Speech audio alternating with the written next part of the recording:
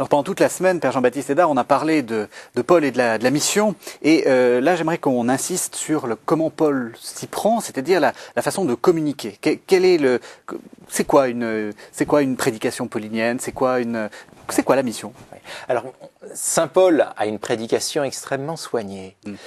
Et c'est un il dit lui-même, oh, je suis pas très bon. Oui, c'est un effet rhétorique. Ouais. C'est dans la première épître aux Corinthiens, chapitre 2, il a comment faire une bonne homélie en 5 versets. Oui, relisez. Donc, Saint Paul dit, je suis venu à vous finalement sans don de parole, sans craintif et tout tremblant, etc. En fait, ce passage est extrêmement bien construit d'un point de vue de la rhétorique, très soigné.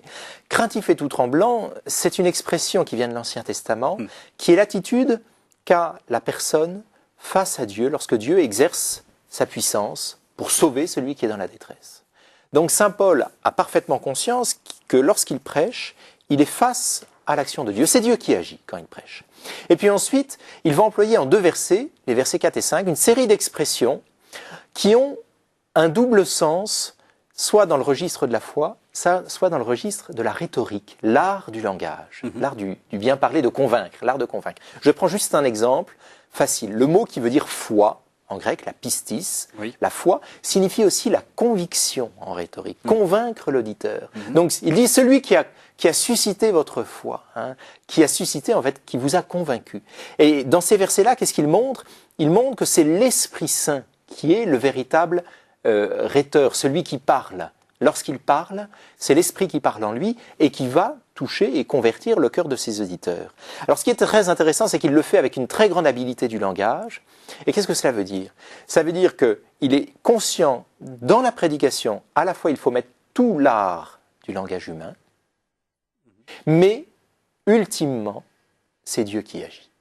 Donc il ne faut pas souvent quand j'imagine, quand vous devez faire des prédications, vous devez dire oh j'ai mal parlé, j'ai été un mauvais serviteur de l'évangile, etc. Il ne faut pas se poser ce genre de questions. C'est une très mauvaise question. On a le devoir de préparer le plus soigneusement possible, et en même temps, on se rend compte, et ça c'est une expérience que beaucoup de prêtres font, de prédicateurs, c'est que c'est les jours où on s'est senti peut-être particulièrement pauvre, particulièrement faible, les jours où notre amour-propre finalement était peu présent, que des gens viennent nous voir ayant été profondément touchés par ce qui a été dit.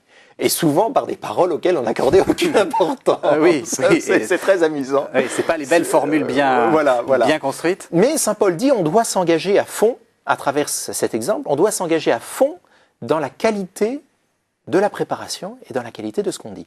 Avec la centralité du message, Saint Paul dit « Je n'ai rien voulu savoir parmi vous, sinon Jésus-Christ et Jésus-Christ crucifié. » On revient à l'origine de sa vocation, ce qu'on disait sur sa vocation, sa vocation missionnaire, la croix qui est au cœur de la prédication. Et bien souvent, c'est un message qui est effacé, il faut le dire, de la prédication moderne. La dimension de la croix est relativement peu présente.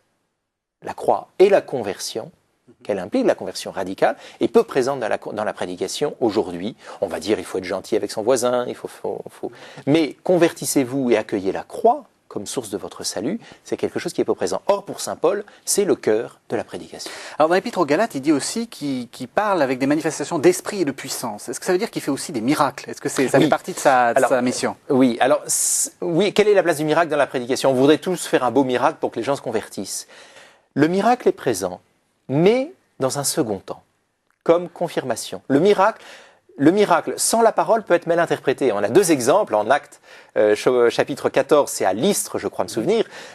Saint Paul réalise un miracle, et alors les gens, Zeus est parmi nous. Et alors ils prennent Saint Paul et puis son compagnon comme étant Zeus et Apollon, je crois. Mercure et Zeus sont parmi nous. Et alors ils disent non, c'est fou. Bon, ils sont obligés de s'expliquer. Pareil sur l'île de Malte, Saint Paul est mordu par un serpent. Et le serpent tombe dans le feu.